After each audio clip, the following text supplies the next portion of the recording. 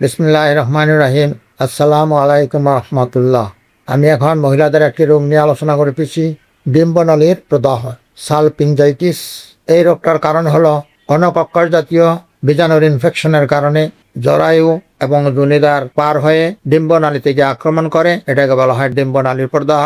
B colic বীজাণুর আক্রমণের ফলেও হইতে পারে এবং যোনিদ্বারে টিউমার হইলে সেখান থেকেও ডিম্বনালীতে প্রদাহ হইতে পারে। অপারেশনের পরে দেখা যায় ডিম্বনালীর প্রদাহ হইতে পারে। এটার লক্ষণগুলি হলো সাধারণত ডিম্বনালী এটা মোটা হয়ে যায় এবং ফুলে যায়, ব্যথা করে এবং জ্বালা যন্ত্রণা ইত্যাদিও হইতে পারে। আবার জরায়ু থেকে শ্বেতপ্রদর অর্থাৎ সাদা ছাড়াপ দেখা দিতে পারে। বেশি দিন ভুগলে সেখান থেকে জ্বর হইতে পারে এবং মাসিক ঋতুস্রাবের দেখা গেল 2 মাসিকের মাঝামাঝি অবস্থায় অনেক সময় ঋতুস্রাব হয়ে যেতে পারে।